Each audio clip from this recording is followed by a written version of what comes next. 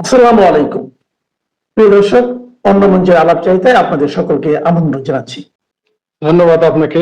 আবারও আপনার দর্শকদের অনেক অনেক শুভেচ্ছা। কাল উত্তরাতে 20 থেকে 30টি বাড়িতেও হামলা করা হয়েছে। সম্ভবত আপনি জানেন হামলা করা হয়েছে শুধু উত্তরাতে। তো এইভাবে সারা দেশে আজকাল তো নিউজ আপনি কিভাবে পাবেন? যেখানে খোদ প্রথম আলো, ডেইলি স্টার যারা এই ইউনূসের দালালি করা শুরু করলো, প্রথম আলোর সম্পাদক বলে ফেললেন শেখ হাসিনা পালিয়ে গেছে, তিনি আছেন। এরকম দালালিও করলেন। ইউনূসকে তিনি তোয়াজ করতেছেন, পারলে তাকে আব্বা ডেকে তাকেই রাখতে চান। তার পত্রিকা অফিসে হামলা হয়েছে, ডেইলি স্টারে হামলা হয়েছে, আরো কোন কোন পত্রিকা অফিসে সম্ভবত হামলা হয়েছে।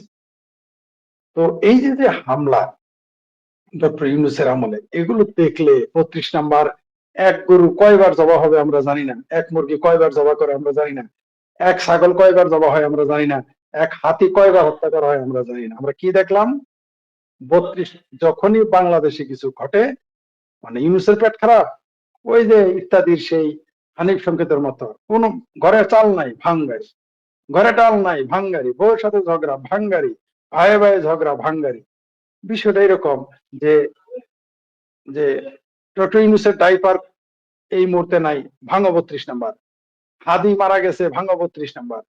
আরেক মেয়ে পরকিয়া করে মারা গেছে, ভাঙো 32 নাম্বার। বাংলাদেশের অর্থনীতি খারাপ, ভাঙো 32 নাম্বার। বাংলাদেশের অর্থনীতি ভালো, তাও ভাঙো। মানে ঠিক ওই ব্রাজিলিয়ানদের মতো, তারা মনের দুঃখেও বিয়ার খায়, মনের সুখেও বিয়ার খায়। বিষয়টা এরকম হয়ে গেছে। তো মৌলবাদীরা এখন, মৌলবাদীদের যে আস্ফালন আমরা দেখতেছি, বাংলাদেশটা এখন এই ইউনূস সরকার মৌলবাদী ও জঙ্গি স্বাধীনতা বিরোধীদের স্বর্গরাজ্য বানিয়ে দিয়েছেন। স্বাধীনতা বিরোধীদের ইতিহাসে ডক্টর ইউনূস হবেন জিন্নার চাইতে বড় আব্বা। আমি তো প্রথমে বলেছিলাম দ্বিতীয় জিন্না, তিনি জিন্নার আব্বা হয়ে গেছেন। এই রকম শক্তি, সাহস, পৃষ্ঠপোষকতা খোদ জিন্নার মতো সাম্প্রদায়িক ব্যক্তিটিও দেননি। যদিও তিনি নিজের সাম্প্রদায়িক ব্যক্তি জীবনে ছিলেন না, কিন্তু তিনি সাম্প্রদায়িক রাজনীতি করতেন এবং সাম্প্রদায়িকদের দিয়েই একটি দেশ তিনি ভেঙে ফেলে আরেকটি দেশ বানিয়েছেন। ডক্টর ইউনূস সেই কাজটা আর সুচারুরূপে করতেছে। প্রতিনিয়ত সে বাংলাদেশের স্বাধীনতার স্মারক, মুক্তিযুদ্ধের চেতনা, মুক্তিযুদ্ধ সবগুলোকে ধ্বংস করার যে যত রকম আয়োজন তিনি করে রেখেছেন। হাদি মারা গেছে, হাদির জন্য আমরা দেখলাম কোথাকার কোন হাদি, তার জন্য রাষ্ট্রীয় শোক পালন করতে হবে। অদ্ভুত বিষয়। আরো আমি বিস্মিত হয়ে গেছি যে বিএনপি হাদিকে নিয়ে তার দলের ভারপ্রাপ্ত চেয়ারম্যান তাকে তাকে নিয়ে লাইভ করে। শুধু তাই না, বিএনপিরা তার পক্ষে মিছিল করে। তার চেয়ে অবাক কাণ্ড যে যে হাদি নিজে বলেছে কিসের স্বাধীনতা, কিসের মুক্তিযুদ্ধ, কোট আনকোট মুক্তিযুদ্ধের বিরুদ্ধেই তো জুলাই আন্দোলন তার ভাষা, সেই হাদিকে নিয়ে বাংলাদেশের কমিউনিস্ট পার্টি তাকে লিখেছে শহীদ। স্বাধীন বাংলাদেশে একটা মুক্তিযুদ্ধ বিরোধী সন্ত্রাসী জঙ্গি, জামাতের জামাতের হচ্ছে 20 মুখের এক মুখের বাচ্চা, তাকে নিয়ে বাংলাদেশ শোক দিবস পালন করে তার মৃত্যুতে। বাংলাদেশের কমিউনিস্ট পার্টি যারা বলে থাকে যে তারা হচ্ছে স্বাধীনতার অতন্ত্র প্রহরী, বিএনপি আওয়ামী লীগের বিচ্যুতি ঘটতে পারে, তাদের ঘটবে না। কিন্তু কমিউনিস্ট পার্টিকে দেখলাম এই হাদিকে, স্বাধীনতা বিরোধী হাদিকে শহীদ ঘোষণা করবে। যাই হোক, সেটা তাদের দলীয় ব্যাপার। তেমনি আমার অধিকার আছে সমালোচনা করার। আপনি দেখেন এই মুহূর্তে বাংলাদেশে যা ঘটতেছে, কোন সরকার আছে এটা চিন্তা করার কোনো কারণ নাই। বাংলাদেশকে বিশ্বের মানচিত্রে যেভাবে উপস্থাপন করলো ইউনূস, বাংলাদেশের ভবিষ্যৎ একেবারেই অন্ধকার, এক অমাবস্যার মতো নিকোষ কালো অন্ধকার। আপনি যে কথাটা শুরুতে বলেছেন, উল্লেখ করেছেন যে ময়মনসিংহে ভালুকায় একটি ছেলে, সম্ভবত তার নাম দীপু চন্দ্র দাস, তাকে প্রথমে পিটিয়ে মেরে ফেলে তারপর তার লাশটা প্রকাশ্য শত শত মানুষের সামনে একটা মহাসড়কের গাছের পাশে একটা গাছের ডালে তাকে জ্বালিয়ে দিল। মানুষ উল্লাস করতেছে। কি দেশ একটা, যেই দেশে কবরে আগুন দেওয়া হয়, যেই দেশে কবর থেকে লাশ তুলে জ্বালিয়ে দেওয়া হয়, এখন মানুষকে মেরে সেই লাশকে কেউ কেউ তো বলতেছে না জীবিতই তাকে পোড়া হয়েছে, যখন তাকে পোড়া জ্বালিয়ে দেওয়া হয় তখন সে জীবিত ছিল। এই যে দেশের অবস্থা, একটা দেশের চিত্র, একটা গৃহচিত্র লাগলে যা হয় এরকম হয় না। গৃহযুদ্ধ লাগলে মানুষকে ঝুলিয়ে আগুন দিয়ে পুড়ে মারে না। আমরা আফ্রিকাতে দেখেছি সেখানে গুলি করে মারে, সেখানে কুপিয়ে মারে, সেখানে বম্বিং করে মারে, কিন্তু লাশ পোড়ানোর মতো অসভ্যতা, পাষণ্ডতা তারা এখনো দেখায় নাই। এটা কোন দেশে আমরা বাস করতেছি? তাই আপনি যেটা শুরুতে বললেন, আপনার মতো আমিও নির্ঘুম। কালকে আমিও রাত 4টায় আমাকে ঘুমোতে যেতে হয়েছে। তো আমরা ঘুমোতে পারবো না, এরা আমাদের ঘুমোতে দেবে না বলেই তো তারা ক্ষমতায় এসেছে। এই পাকিস্তানপন্থী, এই হেফাজতে ইসলামপন্থী, যারা নাম দিয়েছে হেফাজতে ইসলাম, আসলে এরা হেফাজতে পাকিস্তান। সেই মুসলিম লীগ, নেজামে ইসলাম, জামাতে ইসলাম, আল বদর, আল শামস, রাজাকারদের প্রেতাত্মা এখন বাংলাদেশে প্রকাশ্য চলে আসছে। সুতরাং আমাদের জন্য এখন ঘুম হারামি হবে, এটাই স্বাভাবিক। ডক্টর ইউনূস তো আসলে, আমি তো বললাম, সে হচ্ছে বিদেশি প্রভুদের কামলা। আপনারা তো তাকে দালাল বলেন, কেউ গোলাম বলেন, আসলে তো কামলা। কারণ দালালদের একটা দায়িত্ব, দালাল একটা পেশা, দালালি করা, ব্রোকারি করা একটা পেশা। কিন্তু কামলা হলো একেবারে দাস। তাকে কামলা রেখেছে, সে তার যত প্রেসক্রিপশন দেওয়া আছে একে একে সেগুলো সে বাস্তবায়ন করবে। যতক্ষণ তার আছে দেহে প্রাণ, ততক্ষণ সেগুলো বাস্তবায়ন করার জন্য কাজ করে যাবে। সে দেশের জন্য নিবেদিত না হতে পারে, সে মুক্তিযুদ্ধের প্রতি নিবেদিত না হতে পারে, তার কাছে শহীদ মিনারের জন্য নিবেদিত না হতে পারে, স্মৃতিসৌধের জন্য, কিন্তু তিনি বিদেশি প্রভুদের জন্য নিবেদিত, তা আমরা প্রতি মুহূর্তে দেখতে পাচ্ছি। তাদের প্রতিটি কাজ বিদেশি প্রভুদের, এবং বিদেশি দুইটা ইউটিউবার তাদের পরামর্শে তিনি যা করতেছেন, আসলে এগুলোর মধ্যে তো পাকিস্তানের প্রেসক্রিপশন আছে। বিদেশি প্রভু ভায়া পাকিস্তান, ভায়া তুরস্ক, এরা কাজ করে চলছে, বাংলাদেশকে অস্থিতিশীল করবে প্রতি মুহূর্তে, এটা জানি। আর আপনি যেগুলো যেহেতু আপনি এডিটর, আপনি অনেক কিছু চাইলেও বলতে পারেন না। এই বামপন্থীদের আপনার চ্যানেলে এসে বলেছেন, যে আপনার চ্যানেলে এসে বলেছেন আমাদের সাবেক সভাপতি কমিউনিস্ট পার্টি বলছেন না, এটা বাংলাদেশ ইরান হবে না। বার্তা আছে কোথায়? তিনি এটা বললেন 48 ঘন্টা তো হয়নি। বার্তা আছে কোথায়? ছায়ানটে হামলা হয়েছে, বাদ আছে কোথায়? কয়দিন পরে আপনি নিশ্চিত থাকেন সিপিপি অফিসে হামলা হবে, নিশ্চিত থাকেন কমিউনিস্ট পার্টির লোকদের আছে, ধরবে আর পিটবে, পেটাবে। আর বিএনপিদের বিরুদ্ধেও তারা লাগবে, কারণ মির্জা আব্বাস তো অল্পের জন্য বেঁচে গেছে। কালকে রাত্রেও তিনি কিন্তু পালিয়েছিলেন তার বাড়ি থেকে, এই খবর আমরা জেনেছি। মির্জা আব্বাস কার ভয়ে পালিয়েছিলেন? নিশ্চয়ই আওয়ামী লীগের ভয়ে না। কালকে তার সব পরিবারে মির্জা আব্বাস তার বাড়িতে ছিলেন না, আমার কাছে যে তথ্য আছে। আমি জানি না আপনি এটা জানতে পারছেন কিনা, হয়তো আপনার যারা বিএনপির পন্থী আছে জিজ্ঞেস করেন এই কথাটা সত্য। কাল মির্জা আব্বাস বাড়িতে ছিলেন কেন? কারণ এই মব সন্ত্রাস আস্তে আস্তে বিএনপির দিকেও যাবে। আওয়ামী লীগ মনে করেছিল যে মৌলবাদীদের আস্কারা দিলে হয়তো তেমন কিছু হবে না, এরা কিসের শক্তি। কিন্তু দুর্বলের শক্তিকে অ্যাভয়েড করতে হয় না, দুর্বলের শক্তিকে এড়িয়ে যেতে হয় না। রবীন্দ্রনাথ বলেছিলেন দুর্বলের অত্যাচার সবচেয়ে বড় অত্যাচার। সেটাই আওয়ামী লীগ ভোগ করতেছে, এখন বিএনপির ভোগ করার পালা। আওয়ামী লীগ তো তারা ক্রাইসিসে পড়ে গেছে, তাদের জীবন তো একেবারে মানে জাহান্নাম হয়ে গেছে। তারা না ঘরে থাকতে পারে, না বাইরে থাকতে পারে, এমনকি জেলেও থাকতে পারে না, আদালতেও থাকতে পারে না। তাদের পরিস্থিতি ভয়াবহ, তারা সেটা ভুগতেছে। তাদের ভুলের খেসারত তারা দিচ্ছে। যদি কেউ বলে শুধু দুর্নীতির কারণে আওয়ামী লীগ উচ্ছেদ করা হয়েছে, আমি তা মানতে রাজি না। মৌলবাদীরা বহু আগে থেকেই পরিকল্পনা করেছিল, পরাশক্তিগুলো। ডক্টর সিরাজুল ইসলাম চৌধুরী, আমি বললে তো দোষ হবে, আপনি বললে আরো দোষ হবে। ডক্টর সিরাজুল ইসলাম চৌধুরী, বামদের যিনি দাদা হুজুর, তিনি নিজে বলেছেন যে মৌলবাদী শক্তি আর মার্কিন শক্তি এই দুইটা হলো ভাই ভাই। এরা এরা পরস্পর মাঝে মধ্যে ঝগড়া করলেও আদতে তারা ভাই ভাই, একে অপরকে টিকিয়ে রাখে। তো এই মৌলবাদ আর সাম্রাজ্যবাদ বাংলাদেশে ঐক্যবদ্ধ হয়েছে, তখন এর কারণে শেখ হাসিনা সরকার উচ্ছেদ করতে সক্ষম হয়েছে। পাশাপাশি এখন বিএনপির পালা, যদিও বিএনপি ফ্রাঙ্কেস্টাইনকে পেললে পুষে বড় করেছে, এরাও কিন্তু কম বেজ্জিত হচ্ছে না। আপনি দেখেন মির্জা ফখরুলকে আমেরিকা যেতে হয় আক্তারের সাথে। এর চেয়ে দুঃখের, এর সাথে হাস্যকর কি থাকতে পারে আপনি বলেন? যে মির্জা ফখরুলের সাথে একজন শিল্পপতি ছবি তোলার জন্য অস্থির থাকার কথা, বাংলাদেশের সুপারস্টার যারা নায়ক নায়িকা গায়ক গায়িকা একটা ছবি তোলার জন্য অস্থির থাকার কথা, তখন মির্জা ফখরুলকে আক্তারের সাথে আমেরিকা যেতে হয়। তখন মির্জা ফখরুলকে বিএনপির নেতাদেরকে এই যে আমার ভাবির পোলাদের পিছনে দাঁড়িয়ে থাকতেও আমরা দেখেছি। তো বিএনপি তো কম বেশ জিততে হচ্ছে না। আমি জানি না এদের ঠিকানা কব আকল পে আয়েগা, আমি মালুম নেই। কিন্তু আকল যদি না আসে, ওই বিএনপি আওয়ামী লীগের মতো তাদেরকেও ভুগতে হবে।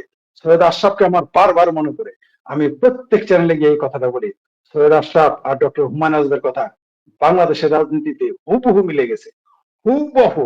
ডক্টর হুমায়ুন আজাদ বলেছিলেন যে এই স্বাধীন বাংলাদেশে একদিন মুক্তিযোদ্ধাদের বিচার করবে মুক্তিযুদ্ধ বিরোধীরা। আজকে শুধু বিচার না, তাদের বিচারের বহির্ভূত বিচার করতেছে, মানে আরো বেশি ফলে গেছে। আর সৈয়দ আশরাফ সাহেব কি বলেছিলেন? আওয়ামী লীগের নেতা বলেছিলেন বিএনপি নয়, মৌলবাদী শক্তি হচ্ছে আওয়ামী লীগের আসল শত্রু।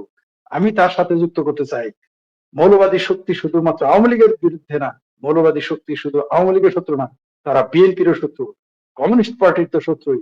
মৌলবাদী শক্তি বাংলাদেশের শত্রু। এই মৌলবাদী গোষ্ঠীরা সবসময় পাকিস্তান প্রেমে বুঁদ হয়ে থাকবে। আপনি দেখেছেন কালকেও তারা 32 নম্বর ভাঙতে গিয়েছে, সেখানে নারায়ে তাকবীর আল্লাহু আকবার 32 নম্বর ভাঙে। কি বুঝলেন? মৌলবাদী শক্তি। তাদের পোশাক গুলো দেখেছেন তো? ভারতীয় হাই কমিশনের সামনে যে দুইজন ছেলে দেখলেন আপনার লাফ দিল, তাদের বয়স কত? লাফালাফি করলো সেখানে ভাঙতে গিয়ে। তারা যে মাদ্রাসা পড়ে দেখেই তো বোঝা যায়। তো এই যে যে বাংলাদেশে মৌলবাদী শক্তির উত্থান ঘটানো হবে, সেটা সৈয়দ আশরাফ সাহেব আগে বুঝে গিয়েছিলেন। আমাদের বৃহত্তর ময়মনসিংহের কৃতি সন্তান, বাংলাদেশের বর্তমান জাতীয় নেতাদের সাথে তার নাম উচ্চারিত হয়, তার পিতারও যেমন উচ্চারিত হয় সেই সময়ের, এখন তার নাম উচ্চারিত হয়। কেন? তারা ভিশনারি, তারা দেখতে পারেন। কিন্তু এই কথা তারা গুরুত্ব দেয় নাই। আজকে আওয়ামী লীগ ভুগছে, কালকে বিএনপি ভুগবে, পরশু বাংলাদেশ ভুগবে। এখান থেকে আমরা বের হয়ে আসতে পারবো না। এই মৌলবাদী শক্তিকে যেভাবে দলগুলো প্রশ্রয় দিয়েছে, পৃষ্ঠপোষকতা দিয়েছে, আজকে তার মানে ভুক্তভোগী হওয়ার সময় এসে গেছে। আমরা সেই দিনটি দেখতেছি। নির্বাচন তো হবে না, সেটা আপনার চ্যানেলে যারা এসেছে তারা 90% আপনার বক্তা সবাই বলেছে নির্বাচন হবে না। দুই একজন হয়তো 10 জনের 1 জন বা 10 জনের 2 জন বলেছে নির্বাচন হতে পারে, তাও কেউ গ্যারান্টি দিয়ে বলেনি নির্বাচন হবে। আপনার এখানে যে 2 জন বলেছে নির্বাচন হবে, তারা বলেছে হতে পারে। আমরা তাদের মধ্যে একজন যারা বলছে নির্বাচন হবে না। আর গতকালকের যে তাণ্ডব 24 ঘন্টা হয় নাই আমরা দেখলাম, সে তাণ্ডবে প্রমাণ করে দিল নির্বাচন হতে দিবে না। হয় না মানে তারা, কারণ তারা জানে নির্বাচন, শোনেন, নির্বাচন একটি দেশে যখন গণতান্ত্রিক শক্তি ক্ষমতায় না থাকে, যখন একটা দেশ গণতান্ত্রিক শক্তি দ্বারা পরিচালিত না হবে, তখন দুইটি অপশক্তি সেই দেশকে দখল করে নেবে। প্রথমত সেনাবাহিনী, দ্বিতীয়ত মৌলবাদী শক্তি। তো বাংলাদেশ এখন মৌলবাদী শক্তি ও সেনাবাহিনীর খপ্পরে, কারণ এখন গণতান্ত্রিক শূন্যতা, -2। আপনারা যাকে বলেন -2, আমি তো দেখি -4। 25 তারিখে যেহেতু তারেক রহমানের আসার কথা, আমি আপনার চ্যানেলেও বলেছি, অন্য চ্যানেলেও বলেছি যে তারেক রহমান যদিও আসতে পারে, শেখ হাসিনা আসলে তো কথাই নাই, তারেক রহমানও যদি বাংলাদেশে পা রাখতে পারে, তাহলে বাংলাদেশের রাজনীতি মেরুকরণ বদলে যাবে।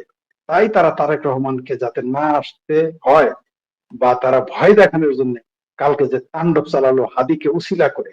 হাদি তো একটা উসিলা মাত্র, কারণ কারণ খলদের ছলের অভাব হয় না। হাদিও যদি মারা না যেত, হাদির মতো কাউকে না কাউকে মেরে বা কোনো সমস্যা সৃষ্টি করে তারা এমন অরাজকতা সৃষ্টি করতো যাতে তারেক রহমান না আসতে পারে। এই মব ভায়োলেন্স কেন টিকিয়ে রাখা হয়েছে? যাতে আওয়ামী লীগ কথা না বলতে পারে। এই মব ভায়োলেন্স কেন টিকিয়ে রাখা হয়েছে? যাতে প্রগতিশীল মানুষগুলো প্রগতিশীল রাজনীতি চর্চা না হয়। মবকে কেন টিকিয়ে রাখা হয়েছে? যখন, কারণ আপনি তো পুলিশ দিয়ে এগুলো মারতে পারবেন না, আপনি তো পুলিশ দিয়ে 32 নম্বর বাড়ি ভাঙতে পারবেন না, আপনি তো সেনাবাহিনী দিয়ে প্রথম আলোর অফিস ভাঙতে পারবেন না, আপনি তো পুলিশ সেনাবাহিনী দিয়ে উত্তরায় আওয়ামী লীগের বাড়িঘর ভাঙতে পারবেন না, আপনি তো পুলিশ সেনাবাহিনী দিয়ে ভারতীয় দূতাবাসে হামলা করতে পারবেন না। তাই এই মব সন্ত্রাসকে তারা তৈরি করে, এই মব গুন্ডা যারা আছে এতে প্রস্তুত রাখে, এদের দিয়ে কাজটা করায়, তারপরে গিয়ে সেখানে দাঁড়িয়ে থাকে। বাংলাদেশে ওই শাকা চৌধুরীর কথা মনে পড়তেছে, যদিও লোকটাকে আমি পছন্দ করি না। তিনি বলেছিলেন আগে কুত্তা লেজ লড়াই, তখন লেজে কুত্তা নাড়ায়। আপনি দেখেছেন সেনাবাহিনীকে বলতেছে, সেনাবাহিনী সন্ত্রাসী, মব সন্ত্রাসীদের বলতেছে আমাকে 20 মিনিট সময় দাও, তারপরে তোমরা বাড়ি ঘর করো বা আগুন লাগাও। কত অসহায়! আসলে সেনাবাহিনী অসহায় না, যারা ওইখানে ছিল তারা সেনাবাহিনীর লোক। সেই ওয়ার্কার সাহেব এগুলো করাইতেছে, ইউনুস এগুলো করাইতেছে বলে আজকে মৌলবাদী শক্তি এত শক্তি পায়। আপনি তাদের চেহারা দেখেছেন? এরা কোন বিশ্ববিদ্যালয়ের ছাত্র? আপনি তাদের চেহারা দেখেছেন? এরা কোথা থেকে এসেছে? এত রাতে, গভীর রাতে এতগুলো মানুষ চিটাগাং, খুলনা, রাজশাহী, ঢাকায় কিভাবে জড়িত হলো? এর পিছনে তো একটা মেটিকুলাস ডিজাইন আছে, এর পেছনে তো অবশ্যই ওয়াকার ইউনিট জড়িত, এর পেছনে তো অবশ্যই কোনো দেশ জড়িত বা কয়েকটা দেশ জড়িত, তার ছাড়া এটা সম্ভব না। আর আওয়ামী লীগের ব্যাপারে একটা কথা বলতে চাই, যারা মাঝে মধ্যে আমি বলে দেই যে পৃষ্ঠপোষকতা ছাড়া কিছু হয় না। দেখতে পাচ্ছেন তো কালকে, আপনারা কি মনে করেছেন এরা শুধু আদর্শের জন্য এসেছিল? ওই ওই আহ ভারতীয় দূতাবাসের আহ, দূতাবাসের যে আবাসিক ভবন, সেখানে হামলা করতে শুধু আদর্শের কারণে? নো ভাই, পয়সার জন্য। 500 টাকা দিলে আমরা কাশ্মীরে, 1000 টাকা দিলে কাশ্মীরে ট্যাঙ্কের সামনে ঢিল মারতে দেখেছি। সেই পলিসি এখানে অ্যাপ্লাই করা হচ্ছে। আপনি বললে আপনার চ্যানেলের মাধ্যমে জানিয়ে দিতে চাই, এটা সেই কাশ্মীরের প্ল্যান এখানে বাস্তবায়ন করা হচ্ছে। আপনি দেখবেন কাশ্মীরে যারা ঢেলাইতো তারাই সাক্ষাৎকারে বলেছে 500-1000 রুপির জন্য তারা ঢেল দিত 90 দশকে বা 2000 সালে তারা ঢেলাইতো, এগুলো বলছে তারা যে 90 দশকে তারা ঢেলাইতো 500-1000 রুপি দিলে। তো এই ওই দূতাবাসে যে ঢেল দিল, আবাসিক কর্মকর্তার ঘরে যে ঢিলটা দিল যারা আমরা দেখলাম, এই ঢেলটা মনে করেছেন টাকা ছাড়া হয়েছে, পৃষ্ঠপোষকতা ছাড়া, শুধুমাত্র আদর্শিক জজবা। আমি শেখ ফরিদ মানতে রাজি না। এই বাংলাদেশে তো আরো তো আদর্শিক জজবা আছে, তারা কোথায়? আর জামাত এইগুলোর সব মাস্টার মাইন্ড, তারা এগুলো বাস্তবায়ন করাচ্ছে অন্য নামে, ভিন্ন নামে। এই দেশের সরকারও ভিন্ন নামে এগুলো করাচ্ছে, কিন্তু দেখবেন সকালে উঠে তাদের বিবৃতি দেখবেন পালিশ করা। মানে এরা অনেকটা সেই, মানে একজন ওয়াল ভেঙে যাবেন, আরেকজন এসে রং করে যাবেন। এই কাজে তাদের টিম, তাদের দেশি টিম বিদেশি টিম একটা কাজ করবে, তাদের সরকারি টিম যার যে কাজ তারা পালন করতেছে। কিন্তু বাংলাদেশের জনগণের কথা যেটা বললেন, বাংলাদেশের জনগণ বুঝতে পেরেছে, কিন্তু বাংলাদেশের জনগণ তো অসহায়। কারণ সেনাবাহিনী যখন আদালত কাজ করবেন, আপনি কার কাছে যাবেন? সর্বোচ্চ জায়গা আদালত, আদালতের কাছে আপনি যেতে পারতেছেন না, তাহলে আপনি সরকার কাজ করে কেন? আদালত যেই দেশে, কোন দেশে আদালত কাজ করে না? যে দেশে সরকার, হয় সরকার নাই, অথবা সরকার চাচ্ছে এই ধরনের অপকর্ম ঘটুক, এই ধরনের ধ্বংসযজ্ঞ ঘটুক। তাছাড়া এটা কি করে সম্ভব? আপনি বলেন, আপনি বলেন 16 থেকে 18 বা 20 বছরের একটি ছেলে ভারতীয় দূতাবাসে ঢিল মারতেছে, তার সামনে গিয়ে লাফাইতেছে, কূদতেছে, এটা কি সম্ভব? এটা কি সম্ভব একটা স্বাধীন দেশে? সম্ভব না। আপনি তো একজনের অন্যজনের বাড়ি দখল করে দেখেন না। আচ্ছা, আওয়ামী লীগ ছাড়া, আওয়ামী লীগের কোনো ব্যক্তি ছাড়া বিএনপি করে তার বাড়িতে গিয়ে আপনি হামলা করে দেখেন তো দেখি। বিএনপি করে এরকম একটা রিক্সালার গায়ে আপনি থাপ্পড় দেন তো দেখি, টিকতে পারেন কিনা? সেখানে আপনাকে মিনিমাম আহত হয়ে ফিরতে হবে। আর আপনি রাষ্ট্রদূতের বাড়িতে হামলা করেন, রাষ্ট্রদূতে মানে দূতাবাসে হামলা করেন, আপনি প্রথম আলোর মতো পত্রিকা বিষ ভেঙে দেন। এখন সেই মানবাধিকার নেতারা কোথায়? কর্মীরা, মানবাধিকার সংগঠন, এখন সে প্রেস, ফ্রিডম অফ প্রেসের যারা গলা থাপড়াতেন, যাদের আসমান কাঁপতো, জমিন কাঁপতো, ঘর কাঁপতো, বাড়ি কাঁপতো, তারা এখন কোথায়? তাদের তো বক্তব্য দিতে দেখি না। তো বাংলাদেশের জনগণ হলে দেখতেছে, দেখলেও তারা অসহায়, চুপচাপ আছে। তো যে কোনো সময় বিস্ফোরণ ঘটবে, যে কোনো সময়। আপনি এদের উল্লাস, হায়নার উল্লাস, হায়নাদের চেঁচামেচিতেই মনে করবেন না যে বন তাদের দখলে চলে যায়। যখন সিংহ ফিরবে, বাঘ ফিরবে, তখন এই হায়নারা থাকতে পারবে না। ডক্টর ইউনূস আমাদের ঘাড়ে গৃহযুদ্ধ চাপাবেই। আমি আপনি যতই চেষ্টা করি না কেন সেটাকে এড়িয়ে যাওয়ার জন্য, বাঙালি যতই চেষ্টা করুক না কেন এড়িয়ে যাওয়ার জন্য, সেটা এড়িয়ে যাওয়ার আর কোনো উপায় তারা রাখবে না। আপনাদের মনে আছে 1971 সালে একই ধরনের ঘটনা ঘটেছিল। বাঙালিরা অনেকভাবে চেষ্টা করেছিল যে কোনোভাবে যদি এড়িয়ে যাওয়া যায়। 70-এর ঘূর্ণিঝড় হলো, নির্বাচন পেছানোর জন্য দাবি করা হলো, পশ্চিম পাকিস্তানের শাসকরা কোনোভাবে নির্বাচন পেছাতে দিতে রাজি নয়। তারপরে বাধ্য হলো, বাঙালি নির্বাচনে গেল, নির্বাচনে জিতলো এবং জেতার পরে ক্ষমতা আরোহণের জন্য চেষ্টা করলো, বিভিন্ন আলোচনা গোলটেবিল চলতেই থাকলো, কোনোভাবেই তারা আমাদেরকে ক্ষমতা দিতে রাজি হলো না। এবং শেষ পর্যন্ত তারপরেও যখন কোনোভাবে বাঙালিকে একটা লেভেলের পরে উস্কানো গেল না, যখন তারা তখনকার সংসদ অধিবেশন বাতিল করে দিল, বাতিল করে দেওয়ার পরেও বাঙালির অস্ত্র হাতে তুলে নিল না, তখন তারা 25শে মার্চ রাতে ক্র্যাকডাউন করলো এবং আমাদের হাজার হাজার মানুষকে খুন করে ফেললো। এমন একটা পরিস্থিতি তৈরি করলো, বাঙালির আসলে পাল্টা অস্ত্র হাতে তুলে নেওয়া ছাড়া, পাল্টা যুদ্ধ ঘোষণা করা ছাড়া কোনো উপায় ছিল না। ডক্টর ইউনূস এবং ওয়াকার মিলে এখন বাংলাদেশকে যে জায়গায় নিয়ে যাচ্ছে, এটা হুবহু একই পরিস্থিতি তৈরি করছে এবং শান্তিপ্রিয় সাধারণ বাঙালির পক্ষে কতদিন সেটা এড়িয়ে চলা সম্ভব হবে আমার খুবই ভয় হচ্ছে। যতই আমি আপনি চেষ্টা করি না কেন, যতই আমি আপনি চাই এই দেশটা শান্তিতে থাকুক, কিন্তু যে যারা ক্ষমতায় এসেছে তারা যে নৃশংস, বাঙালির প্রতি তাদের যে নৃশংস ক্ষোভ, রাগ, তারা যে একেবারে সাউয়া মাউয়া ছিঁড়ে ফেলতে যাচ্ছে এই জাতির, সেই চেষ্টা থেকে তারা আমাদেরকে বিরত হতে দিবেন এবং এই বিরত হতে না দেওয়ার জন্যই তারা গত কয়েকদিন ধরে এই কাজগুলো করে যাচ্ছে। প্রশ্নটা হচ্ছে, আপনারা দেখবেন যে যা করছে তারপরে অনেকটা সেই ইয়াহিয়া খান টিক্কা খানের মতো অবস্থা, যে তুই আর কতদিন বাবা, তুই কতদিন সহ্য করে থাকবি, কতদিন ভদ্রতা দেখাবি। ভয়ের বিষয় হচ্ছে যারা এই মুহূর্তে ক্ষমতায় আছে, যারা রাষ্ট্র ক্ষমতা দখল করেছে, তাদের কারোই এই দেশের প্রতি, দেশের মানুষদের প্রতি কোনো ধরনের মায়া মহব্বত নয়। এদের অধিকাংশই শেষ পর্যন্ত কোনো দায় দায়িত্ব নিবে না এবং পুরো দেশটা গাড্ডায় পড়লো না বিপদে পড়লো, এদের কিছুই যায় আসে না। মুশকিল হচ্ছে আপনারা যারা, আমরা যারা ভবিষ্যতে আমাদের পরের প্রজন্মকে, আমাদের বাচ্চা কাচ্চা যারা দেশে আছে, দেশে বড় হতে চায়, দেশে নেতৃত্বে আসতে চায়, দেশের জন্য কাজ করতে চায়, তাদের জন্য এই বিপদটা হবে। এটা হচ্ছে খুব মন খারাপের বিষয়। কি পরিমাণ উস্কানি দেওয়া হচ্ছে আপনি চিন্তা করে দেখেন। একেবারে প্রকাশ্যে ঘোষণা দিয়ে এখানে ওইখানে গিয়ে আগের দিন একেবারে রুটিন করে যে কালকে ওইখানে গিয়ে ভাঙবো, পরশু ওইখানে গিয়ে ভাঙবো। একটা জঙ্গলি অবস্থা, একটা মানে জঙ্গলের আইনত বোধহয় চেয়ে ভালো। আমার তো মনে হয় যে আফ্রিকার সবচেয়ে নৃশংস জাতি যেগুলো আছে তারাও বোধহয় এই ধরনের এইটুক সভ্য ইতিমধ্যে হয়ে গেছে, যে অবস্থা এখন বাংলাদেশে চলছে। এবং এটা খুব প্রকাশ্যে করা হচ্ছে এবং সরকার এটাকে খুব প্রমোট করে যাচ্ছে। সরকার এই আপনি গোটা ঢাকা শহর তাণ্ডব যারা রটাচ্ছে আপনি দেখবেন হাতে গুনে 2 থেকে 300 লোক হবে, এবং এদেরকে কন্ট্রোল করে ফেলা কোনো বিষয় না, কিন্তু সরকার এটা কন্ট্রোল করতে চাচ্ছে না। এবং তারা অপেক্ষা করে ভাঙচুর হয়, মারামারি হয়, তারপরে গিয়ে পরের দিন তারা একটা বিবৃতি দেয়, আমরা কিন্তু সবকিছু নজরে রাখছি, আমরা কিন্তু দেখে ফেলাম, খাওয়া ফেলাম, তীব্র নিন্দা জানাবো। এই গোটা জিনিসটাই করা হচ্ছে অনেকটা আমাদের সাথে ফাইজলামি করতেছে, আমাদের সাথে ইতরামি করতেছে এই লোকগুলা, যে দেখ আমিও পারি। মুশকিল হচ্ছে প্রত্যেক ক্রিয়ারই একটা সমান ও বিপরীতমুখী প্রতিক্রিয়া আছে, এবং এই সমান ও বিপরীতমুখী প্রতিক্রিয়া যখন শুরু হবে এই লোড এরা সামলাতে পারবে না। এই ধরনের যে গৃহযুদ্ধ, যেটা অবশ্যম্ভাবী এখন মনে হচ্ছে আমার কাছে, যেটা এড়িয়ে যাওয়ার যতই চেষ্টা আমরা করি না কেন সকলে মিলে, যতই আমরা শান্ত করার চেষ্টা করি না কেন, যতই আমরা চেষ্টা করি লোকজনকে বুঝাতে, একটা সময় সব লোক এটা বুঝবে না, সব লোক কিন্তু এটা মানবে না, এবং তারা পাল্টা আক্রমণ, পাল্টা লড়াইয়ের মধ্যে নেমে যাবে। এটা একটা বিপজ্জনক অবস্থা হবে। এবং যখন এই জিনিসটা হবে তখন আমাদেরকে কিছু জিনিস অবশ্যই খেয়াল রাখতে হবে। আপনারা দেখবেন যে এই ইউনূসের যে সুশীল দালালগুলো আছে এদেরকে এদের হাত থেকে বাঁচতে হবে, এরা যাতে আর ভবিষ্যতে কাউকে বিভ্রান্ত করে না ফেলতে পারে, এই জিনিসটা খুব সতর্ক থাকতে হবে। আপনি দেখবেন এই যে গতকালকে প্রথম আলো ডেইলি স্টারের মধ্যে হামলা হয়েছে, মানে এটা হয়েছে ভাই, সত্যি কথা বললে আপনারা সকলে জানি সরকারের পত্রিকায় সরকারের লোক হামলা করছে, আমার আপনার কি করার আছে?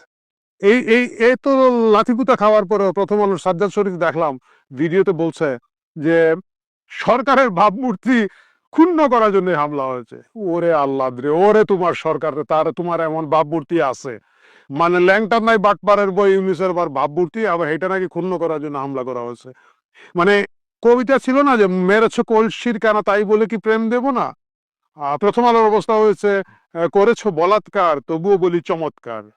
চমৎকার তো বলতেই হবে, কারণ ওই যে অন্য বাইরের কেউ বলাৎকার করলে তাও গিয়ে থানায় একটা ধর্ষণ মামলা করা যায়, আর নিজের ছেলে পেলে যখন বলাৎকার করে যায় তখন বাপ চাচা তো চুপ করা ছাড়া থাকার কোনো উপায় নেই। প্রথম আলো হচ্ছে এই অবস্থা, সরকারের ভাবমূর্তি নাকি ক্ষুণ্ণ হচ্ছে ভাই, মানে এবং এই জন্যই হামলা করা হয়েছে। মানে তারপরও তারা এই অথর্ব, এই নৃশংস এই সরকারকে, এই হিংস্র সরকারকে তারা তারপরেও পাস দিয়ে যাবে। এবং তারপরে যথারীতি আমাদের কিছু যে তথাকথিত সুশীল দেখলাম 12-14 জন গিয়ে একটা করে কাগজের ব্যানার টাঙ্গায় দাঁড়ায় থাকলো। এইগুলো করা হয় কেন? যখন মানুষ খুব অনেক ক্ষুব্ধ হয়, অনেক রেগে ওঠে, এই রাগটা, এই গ্যাসটা বের করে দেওয়ার জন্য এই দালালদেরকে নামানো হয়। এই দালাল লাগে হালকা ছিদ্র দিয়ে বের হয়ে যায় আর কি। একই ঘটনা দেখলাম আমরা ছায়ানটের ক্ষেত্রে। ছায়ানটে গেছে আরেক বাটপার, এটা হচ্ছে ওই কি সংস্কৃতি উপদেষ্টা, ওই যে সবাই বলে আমাদের ইন্টারপাস উপদেষ্টা একজন আছে না, ড্রোন চালায় ফারুকি। সো ওই ফারুকি ওইখানে গেছে। আমি বুঝি না ছায়ানটের কর্তা ব্যক্তি, এরা তো বাইন্দা রাখা দরকার ছিল ছায়ানটের মধ্যে, মানে ওইভাবে যদি ক্ষুব্ধ আপনারা হইতেন।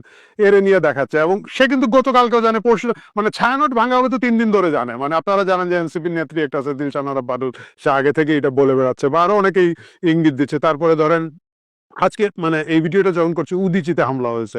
উদীচি থেকে আপনাদের অনেকেই মনে থাকতে পারে আমাদের আনু মোহাম্মদ স্যার সহ ওনারা গিয়ে দ্রুহযাত্রা করেছিলেন এবং গান গাইতে গাইতে গিয়েছিলেন। আমি আশা করি যে এখন যখন তাদের উপরে হামলা হয়েছে ওনারা আবার একটা দ্রুহযাত্রা বা কিছু একটা করবেন, কারণ একটা প্রতিবাদের তো প্রয়োজন আছে। কিন্তু মুশকিলটা হচ্ছে কি, এই যে গ্যাস বের করে দেওয়া প্রতিবাদের যে খেলাটা হচ্ছে, এই খেলাটা আলটিমেটলি কতদিন টেকসই হবে এইটা আমার বেশ সন্দেহ হয়, নাম্বার 1। নাম্বার 2 হচ্ছে যারা এখন খুব বেশি বিক্ষুব্ধ, বেশি রেগে মেগে আছেন, তাদেরকে আমি বলবো যে আপনারা সাইড লাইনে থাকেন, আপনারা গ্যালারিতে বসে থাকেন। এইটা হচ্ছে আলবদরে লালবদরের যুদ্ধ, এবং আলবদরে লালবদরের এই সাময়িক যুদ্ধ। এরা এই খেয়ে করে তাদের শক্তিটা ক্ষয় হোক। তারা যারা টোটাল লোকজন মিলে এই যে দেশের উপরে যে বিপর্যয়টা এনেছে এবং আনার পরে, এটা অবশ্যম্ভাবী। এটা শুধু বাংলাদেশে হচ্ছে তা না, পৃথিবীর সবখানে হয়েছে। একটা কথা আছে যে বিপ্লব তার সন্তানদেরকে খেয়ে ফেলে, এবং ইতর প্রাণী সবগুলোই তাদের সন্তানকে খেয়ে ফেলে। তো এখানে একজন আরেকজনের খাচ্ছে, মানে এটা দেখে ছাড়া আর আপাতত কিছু করার নেই। বাট আমার কাছে যেটা মনে হয় যে তারা এমন একটা চূড়ান্ত ট্রিগার্ড অবস্থায় নিয়ে যেতে চাইবে, তারপরে গিয়ে এখানে একটা বড় বিপর্যয় থেকে দেশকে রক্ষা করা যাবে না। মানে আপনি জাস্ট চিন্তা করেন, জাতীয় কবির কবরস্থানে তার পাশে উসমান হাদিকে কবর দিচ্ছে সরকার। এই সেই সরকার যারা মতিয়া চৌধুরীকে কবরের মাটি বরাদ্দ দেয় নাই, তার লাশ অপেক্ষায় ছিল। এই সেই এখন তো বলবেন যে আপনি ভদ্রলোক শুয়োরের বাচ্চাকে গালি দেন, এরা কিন্তু মতিয়া চৌধুরীর কবরের জায়গাটা দেয় নাই, এবং শেষ পর্যন্ত মতিয়া চৌধুরীকে তার স্বামীর কবরে কবরস্থ করতে হয়েছে। এবং এরা উসমান হাদি মারা গিয়েছেন, আল্লাহ তাকে বেহেশত নসিব করুক, তার জন্য প্রার্থনা করি। তার বাচ্চাটার জন্য স্পেশালি আমার খুবই মনটা খারাপ হয়েছে, বাচ্চাটা বাবা ছাড়া বড় হবে। কিন্তু এটা আপনাকে মানতে হবে, ওসমান হাদি এই সংগ্রামের, এই যুদ্ধের পার্ট, যেখানে জুলাই আগস্ট মাসে যে হাজার হাজার মানুষ মারা গেছেন। ওসমান হাদি যদি আপনি বলেন যে জাতীয় কবির পাশে তাকে শায়িত করতে হবে, কোন যুক্তিতে? মানে উনি কেন বিখ্যাত? আপনি কিন্তু জুলাই আগস্টের আন্দোলনে ওসমান হাদিকে আমরা দেখেছি, যখন সরকার পতনের পরের একটা ভিডিও দেখা যায়, উনি হই হই রই রই আওয়ামী লীগ গেল কই বলে আসছেন, এবং পরবর্তীতে জুলাই কেন্দ্রিক অনেকগুলো সংগঠন তৈরি হয়েছে, উনি একটা সংগঠন তৈরি করেছিলেন ইনকিলাব সেন্টার, ভালো, উনি কালচারাল কাজকর্ম করছিলেন। কিন্তু মূলত উনি আসলে যে কাজগুলো করছিলেন, উনি নিজে বলেছেন যে বিভিন্ন জায়গায় ভাস্কর্য ভাঙতে হইলে এখন আর উনি ফ্রি ভাঙবেন না, 10 লক্ষ টাকা করে দিলে উনি ভাঙবেন। এবং এই যে বিভিন্ন জায়গায় এই যে অশান্তি তৈরি করার যে সিস্টেমগুলো চলছিল, মানে উনি বিখ্যাত কেন? উনি বিখ্যাত হচ্ছে যখন গোপালগঞ্জে ওয়াকার বাহিনী নির্দোষ মানুষদেরকে গুলি করে মেরে ফেলছে, ঘরে বাড়িতে গিয়ে হামলা করছে, তো উনি একটা ডায়ালগ দিয়েছিলেন যে সাওয়া মাওয়া ছিঁড়ে ফেলা দাও 10 পোলাদের। এই কারণে কিন্তু উনি বিখ্যাত। তো এই ডায়ালগটা দেওয়ার কারণে কবি নজরুলের সৃষ্টির সাথে তার এই সৃষ্টিকে মিলিয়ে একই সাথে আহ জাতীয় কবির কবর, মানে কমান, মানে বেশি বললে ওরা হয়তো, এখন আমি যদি বেশি বলি তো কাজী নজরুল ইসলামরা তো কবর থেকে তুলে বের করে ফেলা হবে। ভাই আপনি সাইডে যান, আপনি গিয়ে বুড়িগঙ্গার পাড়ে গিয়া গান মসজিদের ওই পাশে তোমার কবর দিও ভাই, বুড়িগঙ্গার নদীর পাড়ে একটা মসজিদের পাশে কবর দিলেই তো হইলো, করতে পারে। সো এত বেশি বলছি না, কিন্তু বাস্তবতা হচ্ছে একেবারেই ট্রিগার পয়েন্টে আছে। এবং এই ট্রিগার পয়েন্টে যখন এই দেশটা আছে, তখন এই যে দালাল শ্রেণী, বিশেষ করে এই যে সুশীল দালাল শ্রেণী, এদের বিষয়ে আমাদের সকলের সতর্ক থাকতে হবে। কারণ আপনি মনে রাখবেন, যে লোকটা একেবারে মাথায় ধরেন পাগড়ি গামছা বান্ধা গিয়া 32 নম্বর ভাঙে বা অন্য কিছু ভাঙে, তার কিন্তু নিয়ত খুবই পরিষ্কার, সে কি করবে সে জানে, এবং তাকে দেখলে আপনি জানেন সে কি করতে। সে 32 নম্বর ভাঙতে আসছে ভাই, সে প্রথম আলো ভাঙতে আসছে, সে ডেইলি স্টারের কম্পিউটারটা চুরি করতে আসছে, সে জানে যে এটা চুরি করার জন্য কি করতে হবে, হাদির নাম বললে চুরি করাটা সহজ হবে, সে করতেছে। তার এখানে শোক মোক হাবি যাবে কিছু নাই, এরা হচ্ছে পরিষ্কার। কিন্তু যারা মুখোশের আড়ালে সুশীলতা করে বেড়াচ্ছে, যারা মুখোশের আড়ালে প্ল্যাকার্ড ধরিয়ে তথাকথিত প্রতিবাদ করবে, এবং তারা যারা কান্না কান্না কণ্ঠে বলবে সরকারের ভাবমূর্তি ক্ষুণ্ণ করার জন্য এই হামলা হচ্ছে, এই সব দালালদের ব্যাপারে সতর্ক থাকতে হবে। কারণ এরাই আসলে মানুষের ন্যায্য রাগ, ক্ষোভ, ঘৃণা এবং এই দেশকে বাঁচানোর যে অবশ্যম্ভাবী সংঘাত সামনের দিকে আসছে, সেইখানে কিন্তু পিছন থেকে ছুরি মারতে পারে। আমার কাছে মনে হচ্ছে ডক্টর মোহাম্মদ ইউনূস একটা গৃহযুদ্ধ চাচ্ছেন, তিনি সেই গৃহযুদ্ধ হয়তো পাবেন। শেষ পর্যন্ত আমাদের সোনার দেশটা পুড়ে ছাই হয়ে যাবে। এই দুঃখ, এই বেদনা আমাদেরকে বয়ে বেড়াতে হবে, এই প্রজন্মকে বয়ে বেড়াতে হবে। 24 ঘন্টার আলটিমেটাম দেওয়া হয়েছে হত্যাকারীদের গ্রেপ্তারের জন্য। সরকারের উপর একটি চাপও তৈরি হয়েছে, স্বরাষ্ট্র উপদেষ্টার পদত্যাগ দাবি করা হয়েছে। তারপরও মানুষের যে দাবি, সেই দাবিটা সত্য, সরকারের কাছেই তো দাবি জানাবে। সরকার তার আন্তরিকতা কতটুকু বহিঃপ্রকাশ ঘটিয়েছে সেটা নিশ্চয়ই মানুষ বিবেচনা করবে, এবং সামনে তারা কি করতে চায়, সরকার কিভাবে এই রহস্য অনুসন্ধান করবে, বা হাদির হত্যাকারীদেরকে কিভাবে পাকড়াও করবে, সেটা নিশ্চয়ই তারা সর্বোচ্চ চেষ্টা করবে। এই চাপটা তো থাকলোই। সবচেয়ে বড় কথা হলো যে দুদিন ব্যাপী যে সহিংসতা, এবং আজকে ব্যারিস্টার আনিসুল ইসলাম মাহমুদের চট্টগ্রামের হাটহাজারী বাড়িতে পর্যন্ত আজকে হানা দিয়ে সেখানে আগুন ধরিয়ে দেওয়া হয়েছে, সেই সহিংসতার আলামত গুলো শেষ হয়নি কিন্তু। সুতরাং বলা যাবে না যে পুরো পরিস্থিতিটা একেবারে নিয়ন্ত্রণে চলে এসছে। নানা মহল নানাভাবে চেষ্টা করবে। আজকের যেই জানাজার লাখো মানুষের উপস্থিতি সত্ত্বেও শান্তিপূর্ণ এবং সুশৃঙ্খল ভাবে হয়েছে, এটা সাংঘাতিক রকম একটা মানুষের এটি একতা মানুষ বুঝতে পেরেছে যে হামলা করে জ্বালিয়ে পুড়িয়ে নয়, শান্তিপূর্ণ ভাবে শোকের মধ্য দিয়ে এবং ঐক্যবদ্ধ থেকে এই ঘটনাগুলো, অনাকাঙ্ক্ষিত পরিস্থিতিগুলো মোকাবেলা করতে হবে। যদি সহিংসতা চলতে থাকে তাহলে আন্তর্জাতিক অঙ্গনে বাংলাদেশের ভাবমূর্তি নষ্ট হবে এবং বাংলাদেশ বেকায়দায় পড়বে, এবং অনেকগুলো দেশি বিদেশি পক্ষ আছে যারা এখন ওত পেতে আছে বাংলাদেশের একটা বিশৃঙ্খলা ঘটিয়ে যাতে নির্বাচনটা না হয়। তো মোটামুটি একটা পরিস্থিতি তৈরি হলো। আশা করা যায় যে আগামী কাল পরশু তরশু এই 2-3 দিন আরো পরিস্থিতির উন্নতি ঘটবে এবং তারেক রহমানের আশার মধ্য দিয়ে হয়তো পুরো নির্বাচনী একটি অভিযাত্রায় দেশ সামিল হবে। সেটি দরকার। কোন কোন পক্ষ চাইছে এইসব ঘটনাগুলোকে পুঁজি করে যাতে নির্বাচন বানচাল করা যায়, নির্বাচন ব্যাহত করা যায়। আজকে সালাউদ্দিন আহমেদও পরিষ্কারভাবে বলেছেন যে কিছু লোক অশান্তি সৃষ্টি করছে, তাদের লক্ষ্য হচ্ছে নির্বাচনকে ব্যাহত করা। এটা পরিষ্কার। আজকে দুঃখজনকভাবে মির্জা ফখরুল ইসলাম আলমগীর হঠাৎ করে অসুস্থ হয়ে পড়েছেন, তাকে আজকে দেখা যায়নি। দেখা না গেলেও আজকে বিএনপি, জামাত, এনসিপি প্রত্যেকটা রাজনৈতিক দল দায়িত্বশীল ভূমিকা পালন করছে। এখন কারা কারা এই ভূমিকার বাইরে সন্ত্রাসে এবং সহিংসতায় ইন্ধন যোগাচ্ছে বা অংশ নিচ্ছে, এই বিষয়গুলো সরকার যদি কঠোর হাতে দমন না করে, যদি এইগুলোকে বাড়তে দেয় বা চলতে দেওয়া হয়, তাহলে পরিস্থিতির উন্নতি হবে না, বরং আবারও বড় ধরনের অঘটনের একটি সম্ভাবনা বা আশঙ্কা থেকে যাবে। দর্শক।